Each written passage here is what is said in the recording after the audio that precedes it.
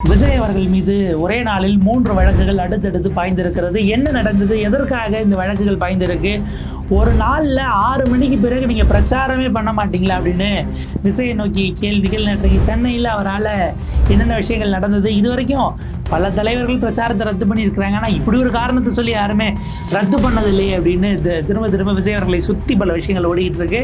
இன்றைக்கு அவர் தேர்தல் வாக்குறுதிகள், இந்த மேனிஃபெஸ்டோ புத்தக வெளியீடு, அதை நம்ம எலாபரேட்டாக பின்னாடி பார்க்கலாம். பட் நேற்றைக்கு அவர் செய்த விஷயங்களும் சுற்றி நடந்த சம்பவங்களும் பாய்ந்திருக்கக்கூடிய 3 வழக்குகளும் பின்னணியை விரிவாக அலசுகிறது இந்த தமிழ்கரலின் நிறுவன எக்ஸ்க்ளூசிவ் செய்தி தொகுப்பு. தமிழக வெற்றி கழகத்தினுடைய தலைவர் அவர்கள் இன்னைக்கு காலையில் விடியும் போதே 3 கேஸ் போட்டுட்டாங்களாம் அப்படிங்கிறது தான் செய்தியாக இருந்தது. டைம்ஸ் ஆஃப் இந்தியாவில் ரிப்போர்ட் ஆயிருக்கு. TVK chief Vijay booked head of Tamil Nadu poles.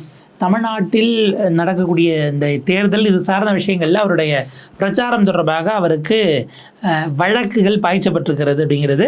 உள்ளே நீங்கள் அடுத்து படித்தீங்கன்னா 3 வெவ்வேறு காவல்துறை, மேற்கு மாம்பலம், வெஸ்ட் மாம்பலம், நுங்கம்பாக்கம் மற்றும் வெப்பேரி ஆகிய 3 காவல் நிலையங்களிலும் கொடுக்கப்பட்ட என்னென்ன வாக்குறுதிகள் அவருக்கான கண்டிஷன்ஸ் போடப்பட்டதோ அதை மீறி அவர் தேர்தல் பரப்புரையில் விதிமீறலில் ஈடுபட்டிருக்கிறார் அப்படின்னு 3 தனித்தனியான வழக்குகள் போடப்பட்டிருக்கிறது.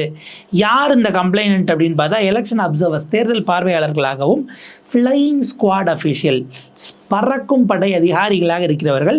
ஒவ்வொரு தொகுதிக்கும் அவங்களை தனித்தனியாக போட்டிருப்பாங்க. இவங்க ஒவ்வொருவருமே வெவ்வேறு இடத்துல தனித்தனியாக கம்ப்ளைண்ட் செய்திருக்கிறார்கள். நீங்கள் ஒரு வேட்பாளர் அப்படின்னா வேட்பாளருக்கான செலவினங்களை பார்க்குறது, அதுக்கு தனியாக போகிறது, அதுக்கு ஆன அதிகாரிகள் வேறு.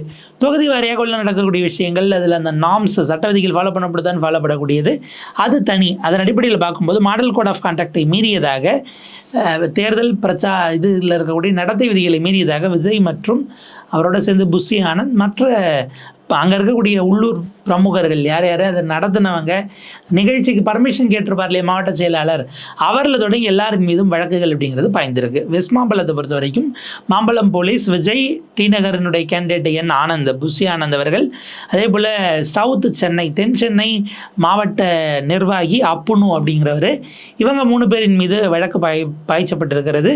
ஃப்ளையிங் ஸ்குவாட் ஆஃபீஸர், பறக்கும்படை அதிகாரியாக இருக்கக்கூடிய சந்தோஷ்குமார் அவர்கள், அவர் சொல்கிறாரு இந்த இவங்கெல்லாம் சேர்ந்து ஒரு குழுவை கூட்டிட்டு அங்கே வந்து பார்த்திங்கன்னா ரொம்ப முக்கியமானது, காவல்துறையிடம் அவங்க கடிதம் கொடுத்து வாங்கியது என்பது கூட்டம் நடத்துவதற்கு. இதே டி நகரில் இதற்கு முன்பாக எதிர்க்கட்சித் தலைவர் எடப்பாடி பழனிசாமி அவர்கள் கூட்டம் நடத்திய அன்றைக்கி அந்த இடத்துல ஒரு செய்தியாளராக நான் இருந்தவங்கிறது வகையிலேருந்து அவங்க அதை எப்படி நடத்துனாங்கன்னு பார்த்துருக்கேன். அந்த இடத்துல பர்மிஷன் வாங்கி எப்படி நடத்துவதுங்கிறது அதிலேருந்து கூட நீங்கள் சில விஷயங்களை வேணும்னா லேர்ன் பண்ணி இருந்திருக்கலாம். ஆனால் அதே இடத்துல பர்மிஷன் வாங்கிட்டு இவர்கள் ரோட் ஷோ நடத்தியிருக்கிறார்கள். இவங்க 2வது எவ்வளவு பேர் வருவோன்னு சொன்னாங்களோ அதை விட மிக அதிகமான எண்ணிக்கையில் கூடியிருக்கிறார்கள். 3வது போக்குவரத்துக்கு இடையூறு ஏற்படுத்துவது, 4வது பொதுமக்களுக்கு இடையூறு ஏற்படுத்துவது. அஃப்கோர்ஸ் போக்குவரத்தில் போகிறவங்களும் பொதுமக்கள் தான்னாலும் நீங்கள் அந்த பகுதியில் போகக்கூடிய எல்லா விஷயங்களையும் டிராஃபிக்கை கம்ப்ளீட்டாக அப்ஸ்ட்ராக்ட் பண்ணியிருக்கிறீங்க என்கிற குற்றச்சாட்டை பறக்கும்படை அதிகாரி கொடுத்ததன் அடிப்படையில் மாம்பலம் போலீஸ் ஸ்டேஷனில் உங்களுக்கு அதை பதிவு பண்ணுறாங்க. செக்ஷன் 223 ஆஃப் பாரதிய நியாய சம்ஹிதா ஆக்ட் பிஎன்எஸின் படி அதே போல் மற்ற விஷயங்கள், disobeying lawful orders of public servant, ஒரு பொது அதிகாரியின் மூலமாக, அரசு அதிகாரியின் மூலம் கொடுத்துருக்கக்கூடிய அந்த அவங்க கொடுத்துருக்கக்கூடிய அந்த உத்தரவை மீறியது, அதை மதிக்காமல் செயல்பட்டது அப்படிங்கிற வகையில் போகிறாங்க.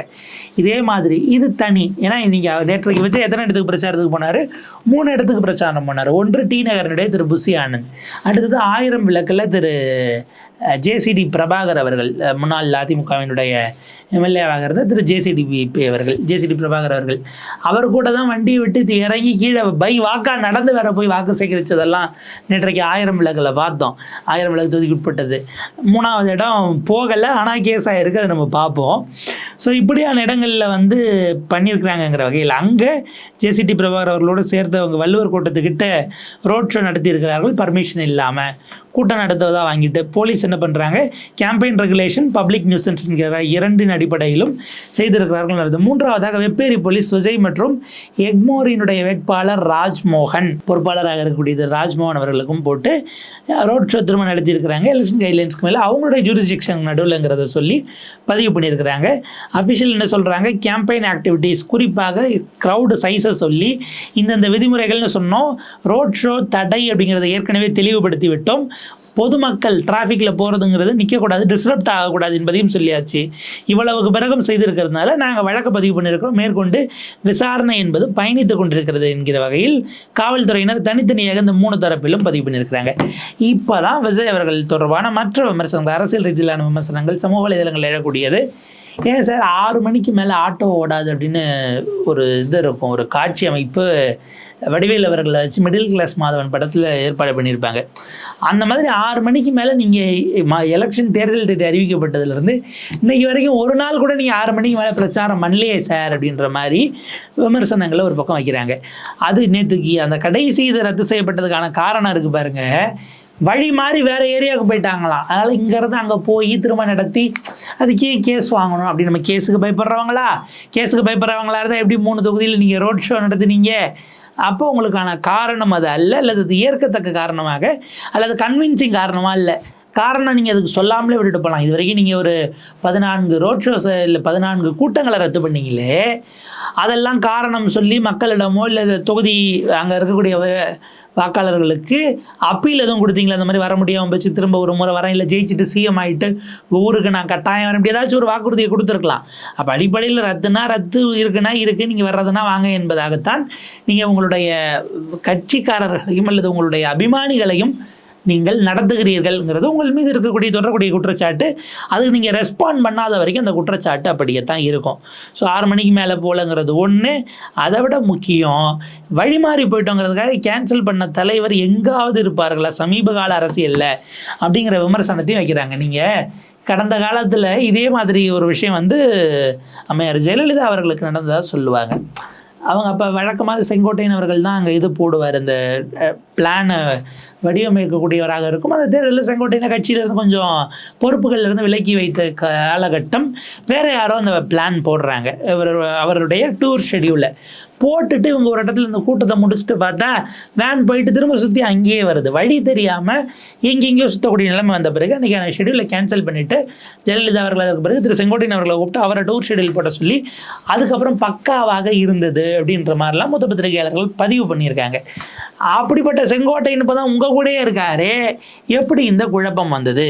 அப்போ அது நீங்களாக சொல்லிக்கிட்ட காரணமாக? நீங்கள் பர்மிஷன் வாங்கின மாதிரி நடந்திருந்தால் பர்மிஷன் வாங்கின இடத்துக்கு போகலாம், ஏதோ ஒரு இடத்துல ரோட் ஷோ நடத்தணும்னு போனதுனால இவ்வளவு குழப்பங்கள் வந்திருக்காங்கிற கேள்வி இருக்குது. இது குறித்து கேட்கும்போது தான் திரு புஷி ஆனந்த் அவர்கள் பேசியதும் இன்னொரு பக்கம் வைரல் ஆகிட்டு இருக்கு. செய்தியாளர் சந்திப்பில் புஷி ஆனந்த் அவர்கள் செய்தியாளர்களை எதிர்கொண்ட விதம் அப்படிங்கிறதும் அந்த வீடியோ வைரல் ஆக்கியதற்கு காரணம் அவர்கிட்ட கேட்குறாங்க, ஏன் சார் அடிக்கடி இதை கூட்டங்களை ரத்து பண்ணுறீங்க?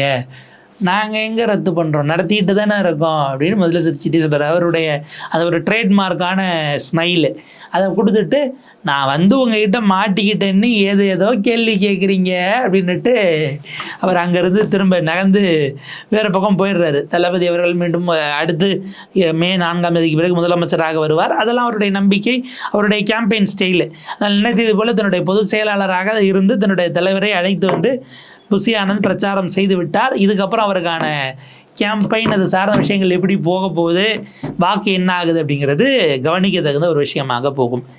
இதே நேரத்தில் விஜய் அவர்களின் மீதான விமர்சனம் பல முனைகளிலிருந்தும் வர தொடங்கி இருக்கிறது. ரொம்ப குறிப்பாக பிரேமலதா அவர்கள் நேற்றைக்கு மேடையில் திரு கமலஹாசன் அவர்களையும் திரு ஸ்டாலின் அவர்களையும் வைத்து கொண்டு பேசிய பேச்சுங்கிறதும் பெருமளவுக்கு எதிர்த்தரப்பில் விஜய் விமர்சிக்கிறவர்களால் பகிரப்படுது. அவங்க சொல்கிறாங்க, 75 வயசு கட்சி அது, லாலிபப் சாப்பிட்ற ஃபஸ்ட்டு ஸ்டெப்பு பேபி, நீங்கள் இப்போ தானே கட்சி ஆரம்பிச்சிருக்கிறீங்க. கேப்டன் ஞாபகம் இருக்கு இல்லையா, கமல் சார் இருக்காங்க, அவரும் சினிமாவில் பெரிய ஆள் தான், கட்சி ஆரம்பிச்சிருக்காங்க. ஒரு எலெக்ஷனில் தனியாக நின்று, அடுத்து ஒரு நாடாளுமன்ற தேர்தலில் தனியாக நின்று தான் யாருங்கிறத ஒரு குறிப்பிட்ட ஓட் பர்சன்டேஜ் வாங்கி ப்ரூவ் பண்ணணும். அப்புறம் தான் எங்கள் 2 பேருக்கும் போட்டின்னு, நீங்கள் திமுகவுக்கும் எங்களுக்கும் தான் போட்டி அப்படின்னு சொல்லணும். அந்த லாலிபப் சாப்பிட்ற ஃபஸ்ட்டு ஸ்டெப்பு பாய், பேபி அப்படிங்கிற வார்த்தையை அவங்க பயன்படுத்தினதும் கூடுதலாக, you are not a hero, you are a little boy for politics. அரசியலுக்கு இன்றைக்கு தான் வந்திருக்கக்கூடிய சிறிய பையனாக நீங்கள் இருக்கிறீர்கள், சிறு குழந்தையாக நீங்கள் இருக்கிறீர்கள். பேபி பாய் ரெண்டையும் பயன்படுத்தியிருக்கிறாங்கிறத பார்க்க வேண்டியிருக்கு. அவங்கள மேடையில் வச்சுக்கிட்டே திரு கமல் அவர்கள் ஆக்சுவலாக நேற்று சேலத்தில் ரோட் ஷோவும் பிளான் பண்ணப்பட்டது. திரு கமல்ஹாசன், திருமிகு பிரேமலதா அவர்கள், திரு ஸ்டாலின் மற்றும் அங்கே இருக்கக்கூடிய மற்ற மூத்தவர்கள் எல்லாருமே அந்த கட்சி சார்ந்தவர்கள், கூட்டணி சார்ந்தவர்கள் எல்லோருமே ஒரு பைவாக ஒரு ஷோ போனாங்க. அதற்கு பிறகு கூட்டமாக நடந்த இடத்துல தான் இந்த விவாதத்தை அவர்கள் வைத்திருக்கிறார்கள். ஸோ அது இன்னொரு விமர்சனம்னா, விஜய அப்படி நேரடி டார்கெட்டில் அட்டாக் பண்ணது யாருன்னா திரு சீமான் அவர்கள். அவர் கேட்ட கேள்வி அது இப்போ வரைக்கும் அது என்ன இப்படி கேட்டுட்டார் அப்படிங்கிற மாதிரி தான் எல்லாம் பார்த்துக்கிட்டு இருக்கிறாங்க. விஜய்க்கு நேரடியான கேள்வியை திரு சீமான் வைத்திருக்கிறார். யாரை எதிர்த்து வர்றதா சொல்கிறீங்க? யாருக்கு போட்டி? திமுகவுக்கும் உங்களுக்கு தான் போட்டிங்கிறீங்க. ஆனால் ஏன் தொகுதியில் வந்து பிரச்சாரம் பண்ணுறீங்க? உதயநிதி ஸ்டாலின் போடுற சேப்பாக்கத்துலேயோ அல்லது ஸ்டாலினுடைய குளத்தூர்லேயோ நீங்கள் போய் பிரச்சாரம் பண்ணீங்களா அப்படின்ட்டு, அப்போ நீங்கள் யாரை எதிரியாக நினைக்கிறீங்க, யாரை ஏற்று வரீங்க அப்படின்னு கேட்டார். ஃபேக்சுவலாக பார்த்தோம்னா கொளத்தூர் தொகுதிக்கு விஜய் போய் பிரச்சாரம் பண்ணிட்டார். பெரம்பூரில் வேட்புமனு தாக்கல் பண்ணிவிட்டு கொளத்தூர் போய் அங்கே தான் ஏறத்தாழ அந்த வேட்பாளர் பெயர் அந்த பாபுவுக்கு பதிலாக பிரபுன்னு சொன்னதாங்க தான் நடந்ததுன்னு நினைக்கிறேன். அதே போல் வந்து பார்த்தீங்கன்னா ஏன்னா பெரம்பூரில் இவரே போட்டிடுறாரு, அங்கே தான் அந்த விஎஸ் பாபு அப்படிங்கிறவருக்கு பதிலாக பிரபுன்னு வேறு ஒரு வேட்பாளர், ஐ திங்க் பாஜக வேட்பாளரையோ இல்லை அதிமுக வேட்பாளர் மாற்றி சொல்லிட்டார் என்டிஏ வேட்பாளர் அப்படின்னு. அது ஒரு பக்கம் ஆச்சு. ஆக்சுவலாக அவருக்கே வேற ஒரு தொகுதியில் பிரபுன்னு ஒருத்தர் வேட்பாளராக இருந்தார் பாபுவுக்கு பதிலாக, அவரை மாற்றி சொல்லிட்டார். அவர் மாதவரம் அங்கே இது பண்ண அந்த வீட்டுக்கு போக வேண்டியது அப்படிங்கிற மாதிரிலாம் சொன்னாங்க. ஆனால் கொளத்தூருக்கு போய் அந்த 2.5 நிமிடம் அங்கே தான் பாதுகாப்பு குறைபாடுன்னு காரணத்தை காட்டி வில்லிவாக்கம் முதல் முறையாக ரத்து செய்யப்பட்டது அன்னைக்கு தான். அண்ணா நகரில் அவங்க பர்மிஷன் வாங்கினாங்களானே தெரில. ஸோ ஆனால் அதுவும் கேன்சல் அப்படிங்கிற மாதிரியான விஷயங்கள் பேசப்பட்டது. அப்போ கொளத்தூருக்கு விஜய் போயிருக்கிறார். 2.5 நிமிடங்களில் நம்ம பேசியிருக்கிறாரு. சீமான் அவர்கள் விமர்சிக்கும் போது உதயநிதி ஸ்டாலினுடைய தொகுதி நீங்கள் போகல, ஸ்டாலின் தொகுதிக்கும் போகல அப்படின்ட்டாரு. அது நீங்கள் ஃபேக்டை உரந்தள்ளி வச்சாலும் அவருடைய விமர்சனம் ஆமா இல்லை, உதயநிதி ஸ்டாலின் தொகுதி ஏன் போய் எதிர்த்து விஜய் கேம்பெயின் பண்ணலை அப்படிங்கிற மாதிரி அவங்க தரப்பில் இந்த கேள்விக்கு என்ன பதில்? அப்போ திமுக அவங்கள சீமானவர்கள் பெரிய ஃபோர்ஸாக வளர்ந்துடக்கூடாதுன்னு தான் இறக்கி விட்டுருக்கா என்கிற மாதிரிலான ஒரு தியரியை அவங்க தரப்பில் இறக்குறாங்க. இதற்கு நடுவில் வேறு ஸ்டேட்டில் இருந்து தேசிய தலைவர்களெல்லாம் இப்போ வந்து விஜய் அவர்களை விமர்சிக்கக்கூடிய லெவலுக்கு வந்துருச்சு இல்லையா? ராம்தாஸ் அத்வாலே சொல்கிறாரு எலெக்ஷனுக்கு பிறகு நாங்கள் விஜயோட சேர்ந்துருவோங்கிறாரு. பியூஷ் கோயல் விஜய்க்கு அரசியல்லாம் சரிப்பட்டு வராது, அவருக்கு அதெல்லாம் சரிப்பட்டு வராது, அரசியலை முதிர்ச்சியாக செய்வதற்கான பக்குவமும் பயிற்சியும் இல்லைங்கிறது காங்கிரஸ் மூத்த தலைவர் திரு ப. சிதம்பரம் அவர்களுடைய கருத்தாக இருக்குது. இப்போ ஏறத்தாழ ஒரு நேஷ்னல் இதாக சென்சேஷனாக இதில் தமிழ்நாடோட எக்ஸ்பெக்டர்னு பார்க்கக்கூடிய அளவுக்கு எல்லோரும் கருத்து சொல்லக்கூடிய இடத்துக்கு விஜய் வந்துட்டார். ஆமாம், டிகே சிவகுமார் அவர்கள் கர்நாடகாவினுடைய துணை முதலமைச்சர், அவரும் கடுமையாக ஒரு விமர்சனத்தை வச்சுருக்காருல. புதிதாக கட்சி ஆரம்பித்துள்ள நடிகர், அதாவது ஒரு நடிகர் புதுசாக கட்சி ஆரம்பிச்சிருக்காரு, அவர் சொல்கிறாரு எம்ஜிஆரோட தன்னை ஒப்பிட்டுக்கிறாரு. தம்பி, எம்ஜிஆர் ஆகிட முடியுமா எல்லாரும்? நீங்கள் முதல்ல என்றைக்கும் ஒரே ஒரு எம்ஜிஆர் தான் அப்படின்னு ஈரோட்டில் பரப்புரையின் போது டிகே சிவகுமார் விஜயை டார்கெட் பண்ணி இந்த பதிலையும் சொல்லியிருக்கிறார் அப்படிங்கிறத பார்க்குறோம்.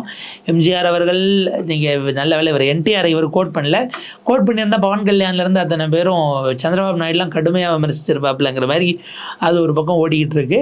ஸோ இப்போ விஜயின் மீதான விமர்சனங்கள் பல தரப்பும் கூர்மைப்படுத்துகிறது. காரணம், விஜய் ரெகுலராக விவாதங்களுக்கு அல்லது இந்த பொலிட்டிக்ஸ் சார்ந்த விஷயங்களுக்கு எங்கேஜ் ஆகலை அப்படின்னாலும் கூட அவர் திரும்ப திரும்ப லீவ் எடுக்கிறார். இப்போ இன்றைக்கி கேம்பெயின் கிடையாது, வெறும் எலெக்ஷன் மேனிஃபெஸ்டோங்கிறதோட அவருடைய 4 கால் ஷீட் முடிஞ்சிருச்சு. ஆனாலும் கூட அந்த கூட்டங்கள் இதெல்லாம் வந்து தலைவர்களுக்கு எந்த அளவுக்கு இவங்க ஸ்பாயில் பண்ணுவாங்கங்கிற ஒரு யோசனையை, ஒரு நெருடலை, இதனுடைய இம்பேக்ட் என்னவாக இருக்கும் அப்படின்னு கணிக்க முடியாத ஒரு ஃபேக்டராக, ஒரு சவாலாக மாறி இருக்கிறது. அதன் காரணமாகத்தான் பிரேமலதா அவர்களில் தொடங்கி விசில் அடிக்கிறவர்களை திரும்ப தியேட்டருக்கு அனுப்புங்கள், சட்டமன்றத்துக்கு அல்லன்னு திருமா போன்றவர்கள் பேசுவது, எடப்பாடி பழனிசாமி அவர்கள் அப்பீலே உங்களுக்கு நான் பாஸ்போர்ட் இருக்கிறேன், என்னை ஜெயிக்க வைக்கணும், நீங்கள் நம்மளுக்கு தான் ஆதரிக்கணுங்கிற மாதிரியான விஷயங்கள் அவர் பேசுறது, அண்ணாமலை அவர்களில் தொடங்கி பலரும் விஜய்க்கான அட்வைசஸோ இல்லை நீங்கள் எப்படி தனியாக போகிறதுங்கிறது கரெக்டாக இருக்காதுங்கிறத பேசுறதெல்லாம் விஜய் நமக்கு ஸ்பாயிலராக இருக்க வாய்ப்பு இருக்கிறதுன்னு எல்லோரும் கணிக்கிறார்கள். அதனுடைய விளைவாகத்தான் இருக்கும்.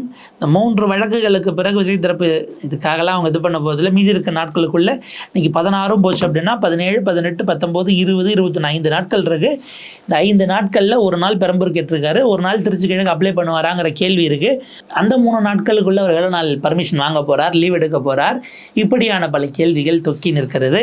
பார்ப்போம், தேர்தலுடைய அடுத்தடுத்த கட்டத்தில் இதெல்லாம் தாண்டி பயணிக்க வேண்டும். மக்களோடு நீங்கள் உங்களுடைய கனெக்டை ஏற்படுத்துகிறதுக்கு வழங்க மக்கள் என்ன முடிவு எடுக்கிறாங்கிறத நம்ம மே நாள் எல்லோரும் சேர்ந்து பார்க்கலாம். கூடுதல் அப்டேட்ஸோட வேறு எதுனா இன்னொரு காணொலியில் சந்திக்கலாம்.